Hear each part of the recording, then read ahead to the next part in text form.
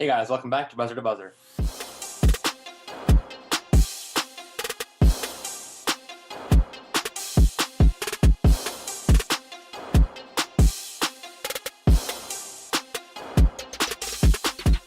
All right, guys, so the 13th week of the 2020 NFL season has officially elapsed. And per the usual, we're going to be going over our 5 games which we predicted last week, seeing which games we got right and which games we got wrong. So without any further ado, let's get to it. All right, guys, the first game which we predicted last week was the one between the Cleveland Browns and the Tennessee Titans, in which the Browns won the game narrowly, 41-35 in overtime, with an amazing performance from Baker Mayfield. I know Aaron used to hype up Baker Mayfield a lot, but was not residing with him last week. Aaron, we can start off with you. Your thoughts? I didn't pick the Browns because of bureaucratic decision making, but I really wish I had picked the Browns. I believed in them all year from the beginning. I said they would be better than the Ravens. They're much better than the Ravens this year. But yeah, Baker Mayfield looked like an absolute stud, and I think if he keeps this up, they can definitely win a playoff game or two. Yeah, it was definitely a crazy performance on Baker Mayfield's part. But the Titans, looking over, Ryan Tannehill did great. He had a great game.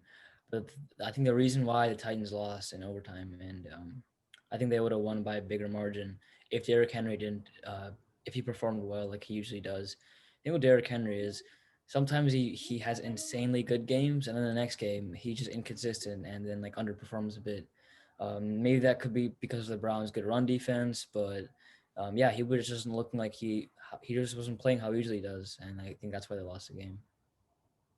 So B talks about this like inconsistent with Derrick Henry. So we look at the inconsistencies that are relative to when the team has a good linebacking core and a good D line. And so we know the Browns D line is very good with Myles Garrett leading the way, and it came down to the linebackers, right? And so this game they came to the occasion. I said in the previous week's episode that if their linebackers came to the occasion, they'd be able to stop Derrick Henry. But it was unlikely, as the linebackers were the weakest part of their defense.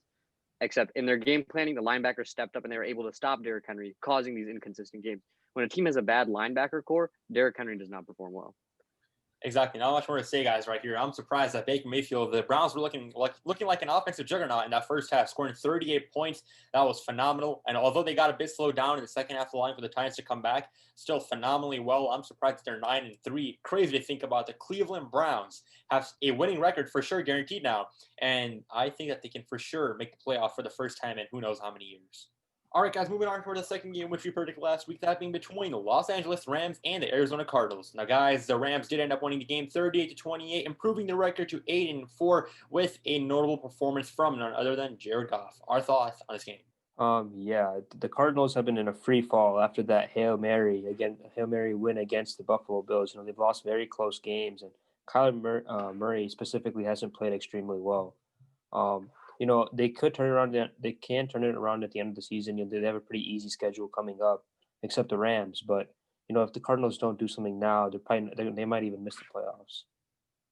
I don't think that Kyler Murray actually had a bad game. Yeah, he did start off a bit slow in the second quarter, and the whole Cardinals didn't score a single point. But then with his 3 touchdowns, I think that's pretty good considering who he was up against. The Rams defense, Aaron Donald, Jalen Ramsey on DeAndre Hopkins, and their entire offense was kind of playing not bad against the Rams. But then with the Rams offense, obviously, Jared Goff, their rushing core, that's what I think won them the game, with Cam Akers, Earl Henderson, Jared Goff also getting a rushing touchdown. And it was a great game. It was a close game throughout. But, both teams are looking really good in the NFC West. I think Kyler Murray's played well enough to get this team into the playoffs. Now it depends if the defense can sort of reciprocate that. We see that all the games they lost this year, the defense has sort of been showing signs of incompetence. The linebackers make a few mistakes, or there's one cornerback gets blown in coverage. That's enough for them to lose the game. And so if they can fix those little mistakes and allow them to be on the opposite end of that close game, I think they can sneak into the playoffs. Yeah, exactly. We got to see some amazing performance from not only Jared Goff, but the receivers like Cooper Kupp, Robert Woods stepping up as well. And that run game was nice to see from the Rams as well. And like you guys said, ever since it looks like the Cardinals hit that peak a couple of weeks ago, winning with that Hail Mary from between D-Hop and Kyle Murray, and that win against the Seahawks. And after that, they looked a bit discombobulated. And, the past couple of weeks, that's been shown game in and game out. And now something more interesting, which I'm looking at now, is the NFC West. The Rams are now tied for that number 1 seat with the Seattle Seahawks. Is there something to fear? do the Seahawks have it within them? This is going to be something going down to the last minute, though. All right, guys, now moving on towards the third game, which we heard in last week, that being between the New England Patriots and the Los Angeles Chargers. Now, guys, I think we can all agree that we weren't expecting such a big landslide victory for the Patriots, but my oh my, they ended up winning the game 45-0. Our thoughts on this blowout? Yeah, obviously, we all picked the Patriots, and like you said, Ryan, I don't think any of us were expecting this complete shutdown. I mean, I don't remember the last time a team has scored 0 points, and I just don't remember. And the fact that Justin Herbert, he got absolutely like shut down every single time. I mean, I know like the Patriots defense, it's weird because sometimes they're good, sometimes against the good offensive teams they do really bad. But yesterday against the Chargers, wow, like they were shutting down Justin Herbert. The receivers weren't getting open. The running game wasn't working. And everything was working for the Patriots. Cam Newton was getting touchdowns, the running backs, wide receivers, even their special teams were getting in on the touchdowns. So their whole team, and we saw like the mastermind Belichick behind all that. So yeah, Patriots is looking like a good team right now. Yeah, as you said, it was a whole team-wide performance all throughout special teams, defense, and offense. Those Cam Newton only had 69 yards passing. They still got the job done by running the ball with Damian Harris. I think this is going to be a great division to look out for. The Patriots, though they're in third place, they're only 3 games out, and they could definitely secure the second spot in that wild card if they can beat Miami upcoming here. But this is a dark horse team, and nothing's out when you have Bill Belichick.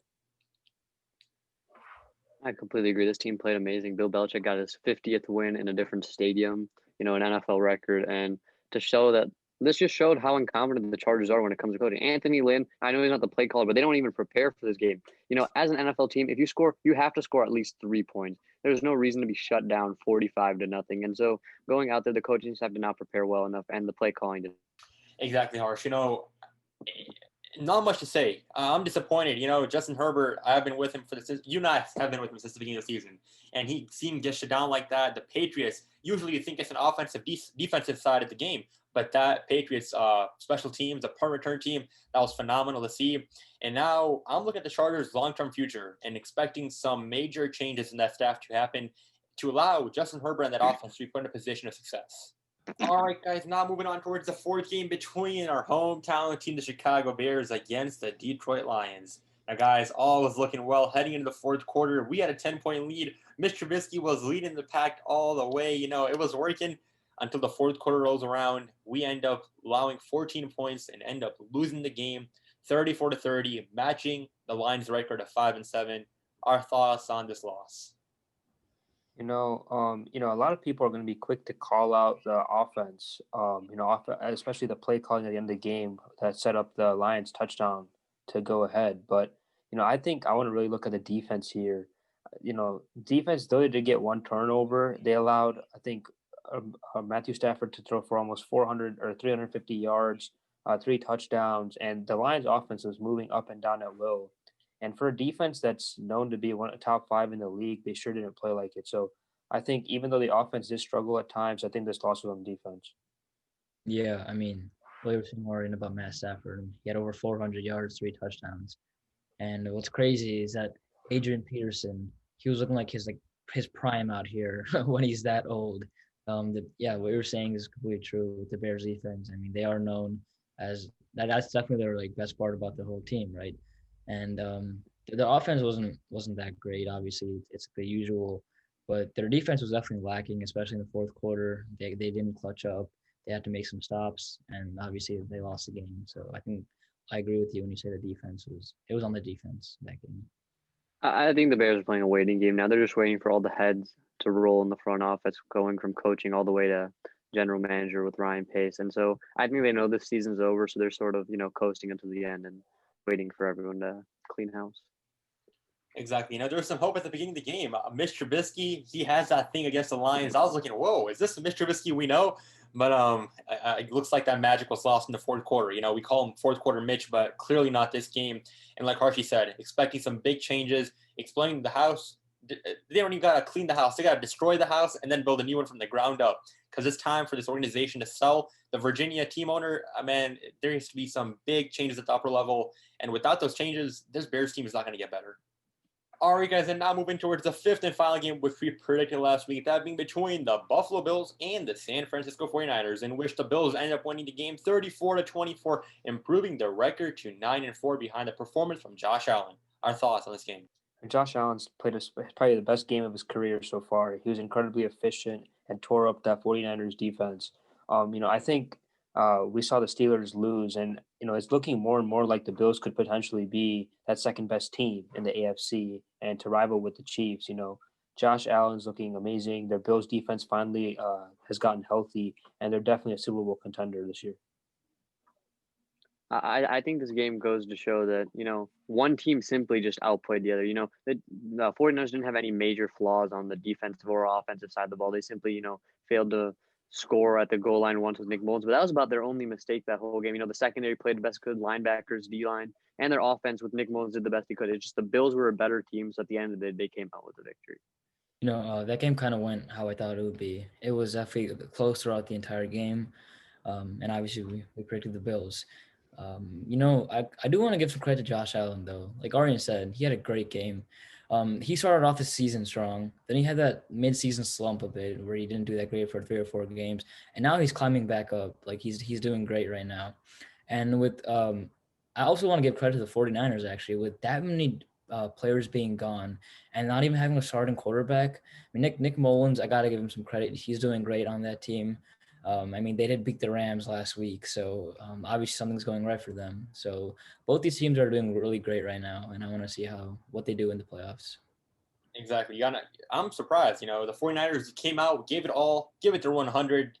Unlike some other teams, Bears when they have to, and it was phenomenal to see. Josh Allen throwing for nearly 400 yards. That was crazy. And one thing I gotta say, Josh Allen, like we were talking about that trajectory chart, reminded me at the beginning of the season, it was like Josh Allen or Russell Wilson. We know what happened to the latter half, right? But the first half, Josh Allen looking like a crazy animal, he putting his name back into that top 5 for the MVP race. And this week did nothing short of showing that.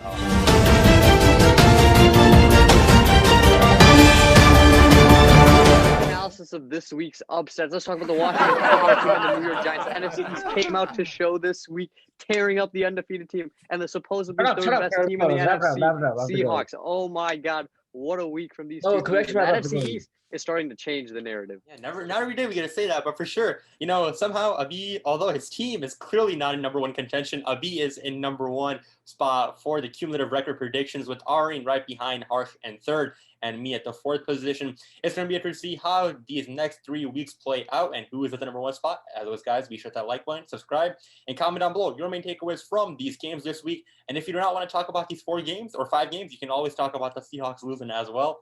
Take care, guys. Look at you guys on the next one. See you